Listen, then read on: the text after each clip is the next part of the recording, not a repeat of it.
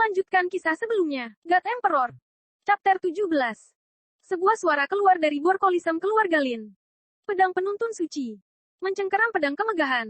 Lin Ningxian mengayunkan pedang kemegahan dan menebang. Kemudian rentetan pedang nafas muncul di udara, meninggalkan jalur pedang sepanjang 7 meter di tanah. Retakan dalam yang disebabkan oleh pedang merusak batu nisan yang keras. Tepuk tangan. Saat berjalan ke drill kolisem, Lin Fengxian bertepuk tangan dan berkata sambil tersenyum, San Er, bakatmu dalam ilmu pedang benar-benar luar biasa. Butuh waktu kurang dari 3 bulan bagi kamu untuk memperoleh satu gerakan teknik pedang dari kelas rendah spiritual. Berdasarkan ini, kamu pasti akan menyingkirkan semua rintangan dan menjadi yang paling bersinar di penilaian akhir tahun. Lin Ningxian menjawab, saya telah berlatih di ranah pedang mengikuti hati. Pemahaman saya yang mendalam tentang satu gerakan latihan teknik pedang yang menyebabkan kesuksesan saya dalam waktu yang singkat. Lin Fengxian menganggukkan kepalanya dan berkata, di seluruh kota Yunwu, ada kurang dari 10 keajaiban yang memiliki kapasitas untuk melatih pemahaman pedang mereka kerana pedang mengikuti hati sebelum usia 20-an. Tapi, kamu baru berhasil pada usia 15 tahun. Masa depanmu sangat menjanjikan. Lin Ningxian terus berlatih teknik pedangnya setelah Lin Fengxian meninggalkan bidang seni bela diri. 13 hari berlalu dengan cepat. 13 hari di spinel ruang waktu setara dengan 39 hari di luar. Dengan bantuan pil energi, Zhang Ruochen akhirnya mencapai puncak fajar alam kuning dari tahap awal. Kolam ki aslinya 10 kali lipat dari 13 hari yang lalu, sehingga menyelesaikan latihannya lagi. Sekarang, dia bisa meninju dan memberikan semburan kekuatan 10 banteng. Jika dia menunjukkan naga dan gajah Prajnavis, dia bisa mematahkan kekuatan 16 banteng dengan meningkatkan teknik bela dirinya. Seorang prajurit normal di tingkat down state bisa memberikan ledakan kekuatan 4 banteng. Untuk seorang prajurit di tingkat medium state, dia bisa melepaskan kekuatan 9 banteng. Dan seorang pejuang di tingkat keadaan akhir dapat mematahkan kekuatan 16 banteng. Meskipun Zhang Ruochen hanya berada di level skill dari Peak of the Dawn State, dia bisa melawan para warrior di level final state. Namun, Zhang Ruochen berhenti berlatih untuk alam selanjutnya, medium state. Dia mengerti bahwa bahkan jika dia mencapai level medium state, dia hanya bisa membuka paling banyak 16 meridian. Di masa hidupnya yang terakhir, dia membuka sebanyak 20 meridian ketika dia berada di medium state. Saya harus menemukan cara untuk meningkatkan fisik saya. Jika saya kalah di garis start, bagaimana saya bisa bertarung melawan permaisuri Qiao? Saat berjalan keluar dari kamarnya, dia melihat Yun berdiri di luar pintu. Sister Yun Er, apakah hari ini tanggal penilaian akhir tahun? Zhang Ruochen bertanya. Baik. Yun menganggukkan kepalanya dengan sedikit gugup dan berkata, Yang mulia, Pangeran ke-9, tolong jaga dirimu baik-baik. Saya mendengar bahwa Pangeran ke-8 telah mencapai Dawn State of the Yellow Realm. Jika dia tahu kamu juga seorang pejuang, dia pasti akan mempermalukanmu dengan sengaja. Jangan khawatirkan aku, itu tidak terlalu penting. Zhang Ruochen bertanya sambil tersenyum kecil. Ibu juga akan muncul di penilaian akhir tahun, bukan? Tentu, dia akan. Tapi, dia tidak tahu bahwa kamu akan menghadiri penilaian akhir tahun, kata Yun pada dirinya sendiri. Jika selir Lin tahu bahwa Pangeran ke-9 sudah menjadi seorang pejuang, dia akan sangat senang. Yang mulia Pangeran ke-9, tolong izinkan saya mengenakan jubah buah kerajaan pada kamu.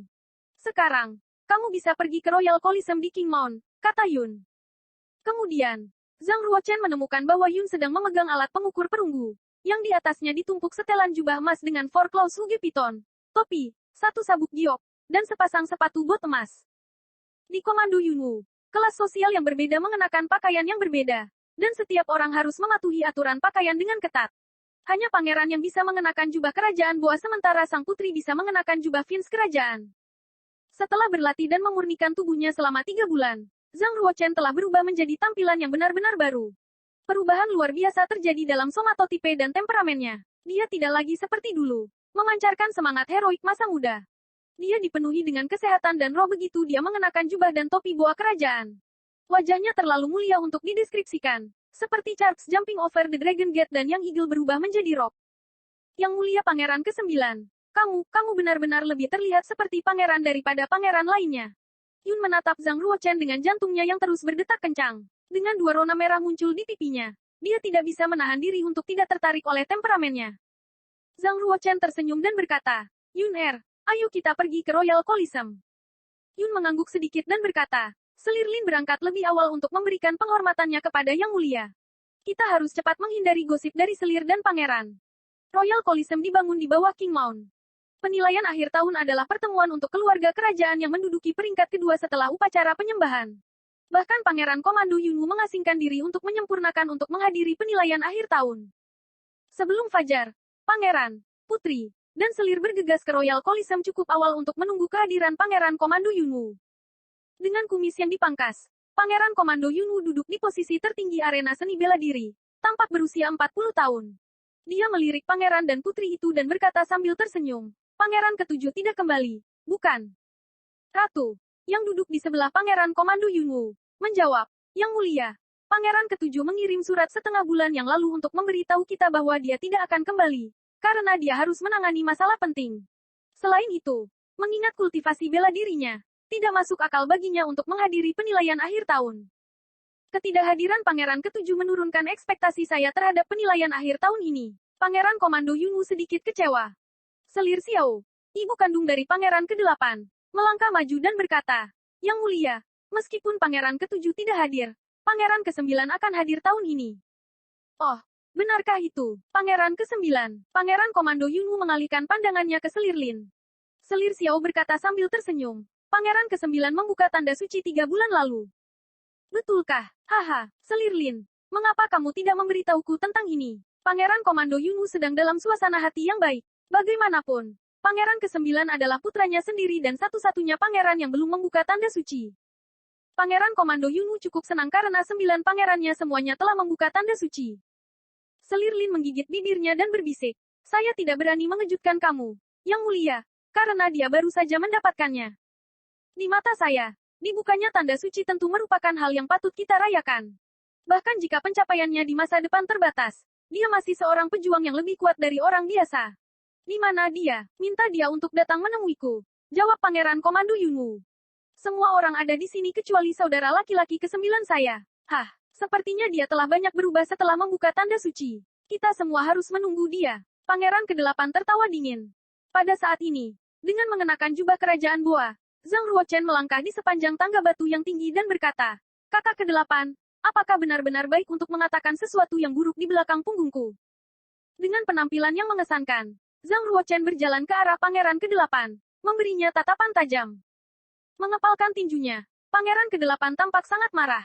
Beraninya Zhang Ruochen berbicara dengannya dengan nada seperti itu. Dia sangat sulit diatur. Zhang Ruochen menggelengkan lengan bajunya dan bergerak maju. Chapter 18. Selir Lin terkejut bahwa Pangeran Komando Yunwu tidak menghukum Zhang Ruochen karena tidak menghormati, tetapi malah menghukum Selir Xiao. Dia menghela nafas lega dan menarik Zhang Ruochen ke samping seolah-olah dia memiliki sesuatu untuk ditanyakan padanya. Masih cukup sulit bagi Selir Lin untuk mempercayai apa yang telah dilihatnya. Zhang Ruochen tidak menyambut Komandan Pangeran Yunwu dengan baik dan telah mengkritiknya karena menjadi ayah dan suami yang tidak bertanggung jawab. Dia bertanya kepada Zhang Ruochen, Chen Er, apakah kamu benar-benar menjadi seorang pejuang sejati? Katakan padaku yang sebenarnya. Dia tidak ingin ibunya tidak tahu apa-apa. Jadi Zhang Ruochen mengangguk dan menjawab, ya. Saya telah menyelesaikan kultivasi dan sekarang saya adalah seorang pejuang. Selir Lin mengkhawatirkan Zhang Ruochen dan berkata, seperti yang kamu katakan, kamu baru saja menjadi seorang pejuang. Bagaimana jika terjadi sesuatu selama penilaian akhir tahun? Kamu tidak memiliki cukup pengalaman untuk menanganinya. Begini, Bu, meski aku belum mengikuti penilaian akhir tahun, bukan berarti aku akan aman sepenuhnya. Jangan khawatirkan aku. Saya berjanji kepada kamu bahwa saya akan mencoba yang terbaik dan tidak melakukan apapun yang melebihi batas saya. Zhang Ruochen bisa mengerti mengapa Selir Lin cemas. Dia tidak tahu tentang kemampuan Zhang Ruochen dari kehidupan sebelumnya. Bagaimanapun, Zhang Ruochen merasa percaya diri dan siap untuk penilaian. Prajurit yang berusia di bawah 20 tahun harus disetujui secara eksklusif untuk berpartisipasi dalam penilaian akhir tahun. Pangeran Komando Yunwu memiliki total 9 putra dan 13 putri. Kelima, ke-6, ke-7, ke-8, dan ke-9 semuanya berusia di bawah 20 tahun. Kecuali Pangeran ke-7, yang saat ini berada di luar kota Yunwu. Semua pangeran yang tersisa akan menghadiri penilaian akhir tahun. Selain pangeran dan putri garis, kerabat keluarga kerajaan juga dapat memilih 3 prajurit paling luar biasa untuk bergabung dalam penilaian akhir tahun. Misalnya, keluarga Lin. Kerabat secara bertahap membuat jalan mereka dan mengumpulkan batas Royal Coliseum, membentuk kesejajaran. Ada beberapa orang penting di kota Yunwu seperti prajurit seni bela diri dari alam bumi, tuan dari suzerain, dan pemimpin keluarga skala besar. Mereka semua diundang untuk menyaksikan penilaian di Royal Coliseum. Wanita cantik dan centil, Qinya, juga diundang ke penilaian. Mo Hanlin mengikuti di belakang Qin Ya dan bertanya, "Bos, keluarga kerajaan telah mengirim undangan ke Paviliun Qingshuan setiap tahun. Namun, kamu belum pernah hadir. Mengapa kamu ingin menontonnya tahun ini? Saya tidak mengerti." Terlepas dari kenyataan itu musim dingin, Qin Ya mengenakan gaun mekar merah seperti yang akan dilakukan di musim panas. Itu memperlihatkan lengan seputih salju dan tulang selangka sensualnya. Ada senyum ketertarikan samar di mata Qin Ya dan bibirnya kemerahan dan berkilauan. Dia menanggapi Mo Hanlin. "Ketika kamu bertemu seseorang yang kamu minati, tentu saja, kamu ingin tahu lebih banyak tentang dia." Mo Hanlin terkejut dan bertanya, "Yang kamu maksud adalah pangeran ke-9? Haha, apa menurutmu ada orang lain selain dia?" Qin Ya menjawab sambil tersenyum. Setelah Zhang Ruochen mengunjungi Paviliun Qingshuan 2 bulan lalu, Qin Ya telah mengirim agen rahasia untuk melacaknya. Yang mengejutkan Qin Ya adalah pemuda itu, yang telah menunjukkan tekad kuat untuk sukses, belum memperoleh tanda suci dalam 16 tahun terakhir. Sebaliknya, dia sama biasa seperti warga Yunwu manapun dan selalu beristirahat di tempat tidur karena sakit. Qin Ya juga telah menemukan situasi menyedihkan dari Selir Lin dan Zhang Ruochen di dalam keluarga kerajaan, serta konflik antara Selir Lin dan keluarganya. Namun, pemuda ini, yang tidak memiliki kekuatan di keluarga kerajaan, telah menghabiskan 100.000 koin perak untuk sejumlah besar pil dan 2 senjata bela diri asli di Paviliun Qingshuan. Qin Ya bertanya-tanya dari mana Zhang Ruochen mendapatkan semua koin perak itu. Terlepas dari kecerdasannya yang tinggi, Qin Ya tidak dapat menemukan apa yang disembunyikan Zhang Ruochen. Orang lain mungkin tidak menyadarinya, tetapi dari sudut pandang Qin Ya, pangeran ke-9 yang dipandang rendah semua orang itu misterius. Karena penasaran, dia ingin menonton penilaian akhir tahun secara langsung dan melihat berapa banyak rahasia yang disembunyikan Zhang Ruochen. Dengan pil dan senjata yang dibeli Zhang Ruochen dari Paviliun Qingshuan, Qin Ya berpikir bahwa mungkin ada baiknya pergi ke penilaian untuk mengetahui lebih lanjut tentang Zhang Ruochen. "Nyonya Qin, saya tidak berharap kamu datang ke Royal Coliseum. Apa yang membawamu kemari?" Lin Fengxian berinisiatif untuk menyapa bosnya, Qin Ya, dengan gaun merahnya, yang dia kenali dari jauh. Tampaknya Lin Fengxian sangat ingin menjilat dirinya sendiri dengan Qin Ya. Di mata Lin Fengxian, Qin Ya sama misteriusnya dengan Zhang Ruochen. Lin Fengxian hanya melihat Qin Ya sekali, jadi mereka bukan teman dekat. Namun, mengetahui Qin Ya memiliki kendali atas sumber daya keuangan besar-besaran yang memengaruhi operasi ekonomi kota Yunwu, tampaknya dia pasti seseorang yang kuat di kota Yunwu. Dikabarkan bahwa 5 dari setiap 10 pemilik toko bekerja untuknya di pasar bela diri. Itu akan menjelaskan mengapa dia memiliki begitu banyak kendali atas sumber daya keuangan. Qin Ya selalu tertutup dan misterius. Tidak ada yang bisa membaca pikirannya. Bahkan jika pemimpin keluarga superior ingin bertemu dengannya, itu relatif sulit. Lin Fengxian tidak peduli betapa misteriusnya Qin Ya, status keuangannya yang membuatnya tertarik. Dia percaya bahwa jika mereka bisa menjadi teman dekat, itu akan sangat bermanfaat bagi keluarganya. Qin Ya akhirnya tiba di Royal Coliseum. Dia melirik Lin Fengxian, sedikit mengangkat alisnya, dan bertanya, "Maaf, apakah saya tahu yang mulia?"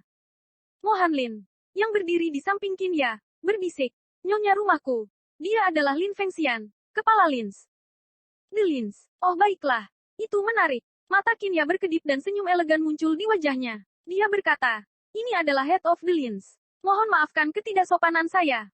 Lin Fengxian tidak menyangka Qin Ya menjadi wanita yang pandai berbicara. Dia tersenyum dan menjawab, "Ya, saya ingin berbicara dengan kamu 2 tahun lalu ketika saya membeli beberapa pil di Paviliun Qingshuan. Sayangnya, kamu, nyonya rumah saya, sedang terburu-buru saat itu. Aku hanya melihatmu sekilas dari jauh. Kamu lebih cantik setelah 2 tahun, nyonya rumah." 2 tahun lalu, Qin Ya bertanya-tanya, mencoba membangkitkan ingatannya. Namun, dia sama sekali tidak bisa mengingat apapun. Namun, senyumannya tidak pernah gagal untuk menghilangkan rasa canggungnya. Qin Ya berbalik dan melihat prajurit keluarga Lin di belakangnya. Perhatiannya tertuju pada Lin Ningxian. Kalau tidak salah, ini putri kedua dari Lins. Wanita yang sangat cantik. Oh, aku sangat malu sekarang. Lin Ningxian berdiri di belakang ayahnya, mengenakan kemeja putih salju. Rambutnya bergoyang di atas tubuhnya yang berbulu halus. Dia pasti wanita muda yang cantik. Cantik secara klasik. Namun, tidak adil untuk mengatakan dia lebih cantik dari Qin Ya, nyonya rumah yang seksi dan menarik dari Paviliun Qingshuan. Semua orang bisa mengatakan bahwa mereka berdua memiliki karisma yang besar dengan caranya masing-masing. "Nyonya rumah Qin, sungguh suatu kehormatan bahwa kamu mengenal gadis kecil saya." Lin Fengxian terkejut bahwa Qin Ya telah mengenali putrinya. Tentu saja, Qin Ya sebenarnya tidak mengenal Lin Ningxian. Namun, ketika dia menyelidiki Zhang Ruochen, dia menemukan bahwa Lin Ningxian adalah salah satu orang yang paling mempengaruhi Zhang Ruochen. Oleh karena itu, nama ini, Lin Ningxian, tersimpan di kepalanya. Chapter 18. Selir Lin terkejut bahwa Pangeran Komando Yunwu tidak menghukum Zhang Ruochen karena tidak menghormati, tetapi malah menghukum selir Xiao. Dia menghela nafas lega dan menarik Zhang Ruochen ke samping seolah-olah dia memiliki sesuatu untuk ditanyakan padanya. Masih cukup sulit bagi selir Lin untuk mempercayai apa yang telah dilihatnya. Zhang Ruochen tidak menyambut Komandan Pangeran Yunwu dengan baik dan telah mengkritiknya karena menjadi ayah dan suami yang tidak bertanggung jawab. Dia bertanya kepada Zhang Ruochen, "Chen Er, apakah kamu benar-benar menjadi seorang pejuang sejati? Katakan padaku yang sebenarnya." Dia tidak ingin ibunya tidak tahu apa-apa. Jadi Zhang Ruochen mengangguk dan menjawab, "Ya. Saya telah menyelesaikan kultivasi dan sekarang saya adalah seorang pejuang." Selir Lin mengkhawatirkan Zhang Ruochen dan berkata, "Seperti yang kamu katakan, kamu baru saja menjadi seorang pejuang. Bagaimana jika terjadi sesuatu selama penilaian akhir tahun? Kamu tidak memiliki cukup pengalaman untuk menanganinya." "Begini, Bu, meski aku belum mengikuti penilaian akhir tahun, bukan berarti aku akan aman sepenuhnya. Jangan khawatirkan aku. Saya berjanji kepada kamu bahwa saya akan mencoba yang terbaik dan tidak melakukan apapun yang melebihi batas saya." Zhang Ruochen bisa mengerti mengapa selir Lin cemas. Dia tidak tahu tentang kemampuan Zhang Ruochen dari kehidupan sebelumnya. Bagaimanapun, Zhang Ruochen merasa percaya diri dan siap untuk penilaian. Prajurit yang berusia di bawah 20 tahun harus disetujui secara eksklusif untuk berpartisipasi dalam penilaian akhir tahun. Pangeran Komando Yunwu memiliki total 9 putra dan 13 putri. Kelima, keenam, ketujuh, kedelapan, dan kesembilan semuanya berusia di bawah 20 tahun. Kecuali pangeran ketujuh, yang saat ini berada di luar kota Yunwu. Semua pangeran yang tersisa akan menghadiri penilaian akhir tahun. Selain pangeran dan putri garis, kerabat keluarga kerajaan juga dapat memilih 3 prajurit paling luar biasa untuk bergabung dalam penilaian akhir tahun. Misalnya, keluarga Lin. Kerabat secara bertahap membuat jalan mereka dan mengumpulkan batas Royal Coliseum, membentuk kesejajaran. Ada beberapa orang penting di kota Yunwu seperti prajurit seni bela diri dari alam bumi, tuan dari suzerain, dan pemimpin keluarga skala besar. Mereka semua diundang untuk menyaksikan penilaian di Royal Coliseum. Wanita cantik dan centil, Qin Ya, juga diundang ke penilaian. Mo Hanlin mengikuti di belakang Qin Ya dan bertanya, "Bos, keluarga kerajaan telah mengirim undangan ke Paviliun Kingshuan setiap tahun. Namun, kamu belum pernah hadir. Mengapa kamu ingin menontonnya tahun ini? Saya tidak mengerti."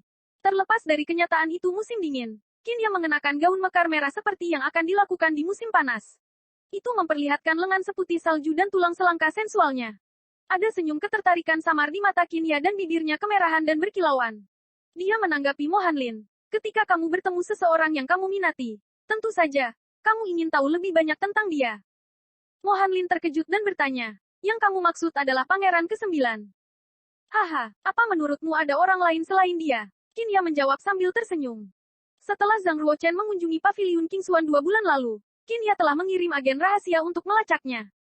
Yang mengejutkan Qin Ya adalah pemuda itu, yang telah menunjukkan tekad kuat untuk sukses, belum memperoleh tanda suci dalam 16 tahun terakhir. Sebaliknya, dia sama biasa seperti warga Yunwu manapun dan selalu beristirahat di tempat tidur karena sakit. Qin Ya juga telah menemukan situasi menyedihkan dari selir Lin dan Zhang Ruochen di dalam keluarga kerajaan, serta konflik antara selir Lin dan keluarganya. Namun, pemuda ini, yang tidak memiliki kekuatan di keluarga kerajaan, telah menghabiskan 100.000 koin perak untuk sejumlah besar pil dan 2 senjata bela diri asli di Paviliun Kingshuan. Qin Ya bertanya-tanya dari mana Zhang Ruochen mendapatkan semua koin perak itu. Terlepas dari kecerdasannya yang tinggi, Qin Ya tidak dapat menemukan apa yang disembunyikan Zhang Ruochen. Orang lain mungkin tidak menyadarinya, tetapi dari sudut pandang Qin Ya, pangeran ke-9 yang dipandang rendah semua orang itu misterius. Karena penasaran, dia ingin menonton penilaian akhir tahun secara langsung dan melihat berapa banyak rahasia yang disembunyikan Zhang Ruochen. Dengan pil dan senjata yang dibeli Zhang Ruochen dari Paviliun Kingshuan, Qin Ya berpikir bahwa mungkin ada baiknya pergi ke penilaian untuk mengetahui lebih lanjut tentang Zhang Ruochen.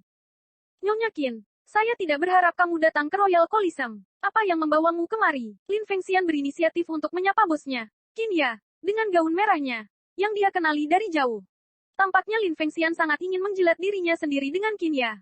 Di mata Lin Fengxian, Qin Ya sama misteriusnya dengan Zhang Ruochen. Lin Fengxian hanya melihat Qin Ya sekali, jadi mereka bukan teman dekat. Namun, mengetahui Qin Ya memiliki kendali atas sumber daya keuangan besar-besaran yang memengaruhi operasi ekonomi kota Yunwu, tampaknya dia pasti seseorang yang kuat di kota Yunwu.